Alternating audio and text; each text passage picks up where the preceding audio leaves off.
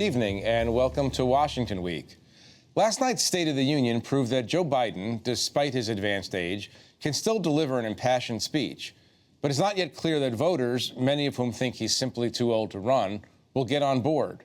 Of course, it's not clear at all that Donald Trump, weighted down by something more consequential than age, namely 91 felony charges, will be able to convince all but his most loyal followers that he deserves to be president again. Joining me tonight to discuss all this and more, Eugene Daniels, a White House correspondent for Politico and co-author of Politico's Playbook. Asma Khalid is a White House correspondent for NPR and a political contributor for ABC News. And Carlos Lozada is a columnist for the New York Times. He is also the author of The Washington Book.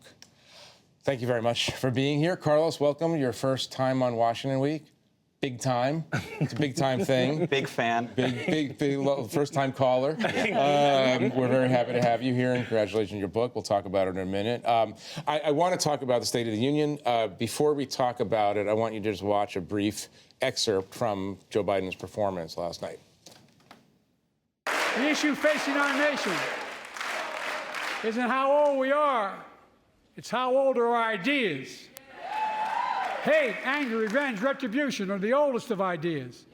But you can't lead America with ancient ideas that only take us back.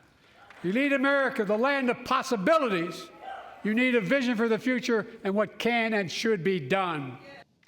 So Asma, I'm struck by this. A lot of people were struck by the sheer level of energy that he was bringing. Part of it was because we have been told by the Republicans that he's practically on his deathbed.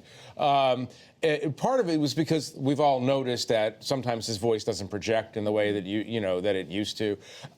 It was a very, very energetic, impassioned performance. Give us your... That's true. And, certainly there were some moments where he stumbled, but I would also say he was interrupted multiple times by different hecklers, and he had no qualms. In fact, he seemed to enjoy these moments of sparring with Republicans, whether it was on taxes, Social Security, immigration.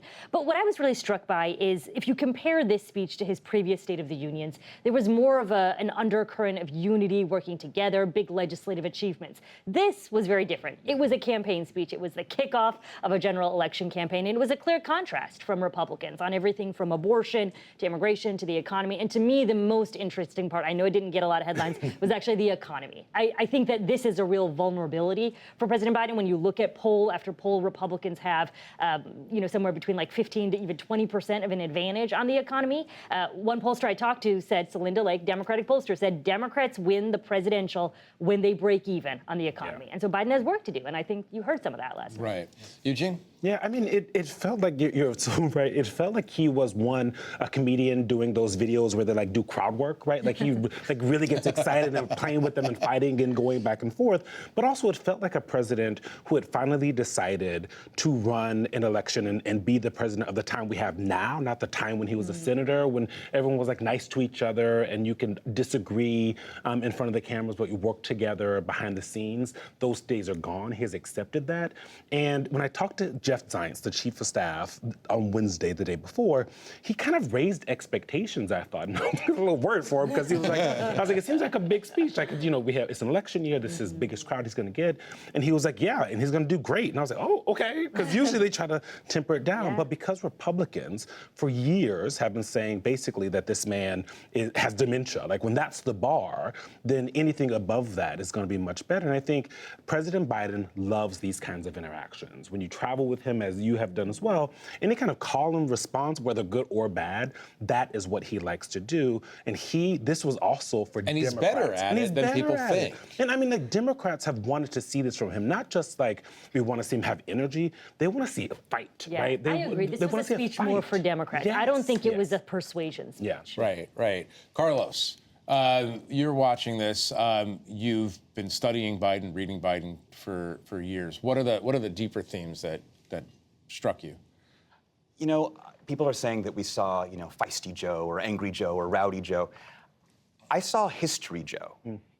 Think about where he started the speech right at the beginning. The first thing, he puts us in the 1940s with FDR. Maybe not a smart move when we're worried about his age, but he puts in the 1940s, FDR defending democracy with Europe at war and Hitler on the march, right? Then immediately pivots to the Civil War, and we're with Lincoln.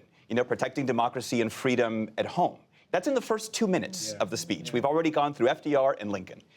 Later on, we're with Reagan, calling for Mr. Gorbachev to tear down the wall, right? He was explicitly putting our moment in comparison to those moments and kind of putting himself in that pantheon of presidents.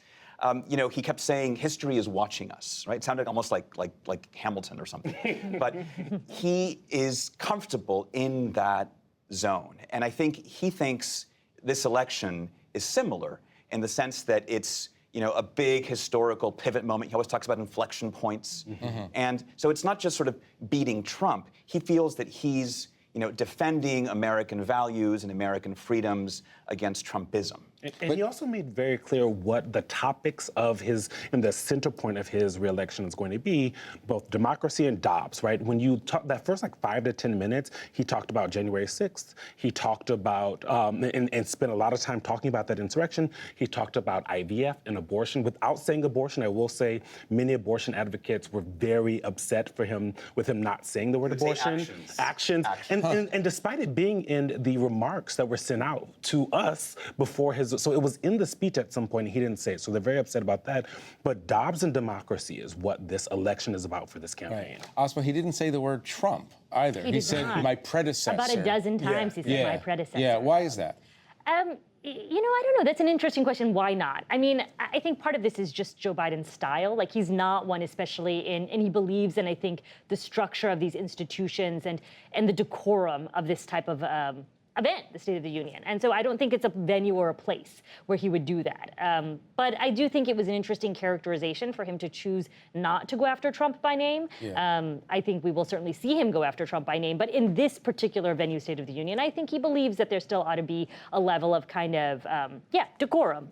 Yeah, but Carlos, going back to your point, the reason that he thinks this is so historically significant is because he believes that Trump is anti-democratic, right? And so that's the first and foremost thing on his mind. Is that fair to say? If you look at the 2 videos with which he opened his 2 presidential campaigns, most recent presidential campaigns, 2020 and 2024, it's all about protecting the soul of America. That's an essay he wrote for The Atlantic as well.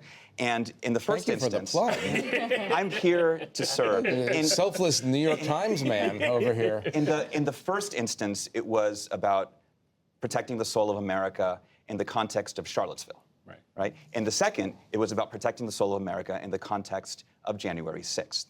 So this is absolutely one of the big themes. And sometimes people tell him that it's not something he should be focused on, that it's too ethereal. What does that really mean? What's this soul of America stuff anyway? But it's something that he seems very devoted to. It's something he seems very devoted to, but I will say I still remain somewhat skeptical about how much it actually means something tangible to voters. Because when you go out and you talk to voters, you hear about the economy, you hear about abortion. Once in a while, you hear about democracy, but to your point, this administration, this White House believes very firmly that it is a winning message. Right. Let me pivot to the Republican response and let's keep a straight face, please, because we're a very serious show here. I want to pivot to the Republican response. Senator Katie Britt of Alabama. Why don't you just listen to this one brief snippet? This is the United States of America, and it is past time, in my opinion, that we start acting like it. President Biden's border policies are a disgrace. This crisis is despicable. And the truth is, it is almost entirely preventable. So, yeah, I mean, the thing is, she is a pretty well-respected person, pretty well-respected in Alabama politics. I guess people in Washington know that the first rule of Fight Club is never give the response to a State of the Union address, right? Nobody, very, very seldom does somebody really perform well. But what was going on there? I mean, first of all, Katie Britt is a very talented politician, right? When you talk to her on the Hill or you watch videos of her and interviews of her, she doesn't sound like that at all, right? So that was part of the problem. There was a clip that she sent out on her own Twitter/X, and she's just like, hey guys, I'm doing the State of the Union. She doesn't sound like that. And so one, if you know what she sounds like, it sounds kind of extremely overwrought. But then even if you don't, it's just kind of awkward, right? She is by herself, which is kind of always how they're doing. It's after the pomp and circumstance of the President of the United States. But then there was the things she was saying was one thing, right? I think Republicans were happy about that. I heard from a lot of Republican women, they were upset about the kitchen aspect of it, of this woman being in the kitchen. But then it was the biting off of the words. It was the kind of the themes were all kind of all over the place, and it just felt awkward to people. And I think, I don't know why people keep doing these. I would never sign up if I was a politician to do the response to the State of the Union, because I don't think it's ever worked out. I can't think of one where it's been, this the next step for this person in their trajectory. Carlos, this reminded me of the American Carnage speech, Donald Trump's inaugural speech. It's American Carnage, but with a high-end backsplash.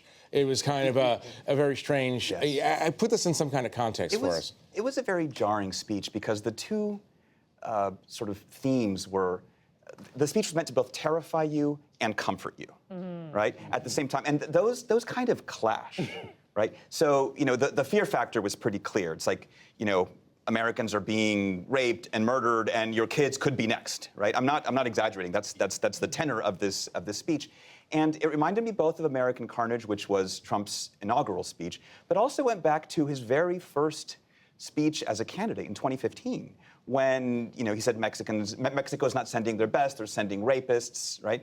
And this was sort of that, but like amped up even further. There was a lot of rape content in this. Yes, a lot of It was specificity. really strange because she was chosen in many ways because of who she is, a millennial Republican mom who could be a symbolic counterpoint to, as she described, the dithering, President Biden. That is explicitly her words, that she used, a dithering, diminished Biden. And yet, I think that she was not really emblematic of where a whole bunch of women of her age are. I mean, there could have been an opportunity, I think, thread the needle a little bit more carefully, and maybe the only moment she did that in was when she spoke about wanting to defend IVF.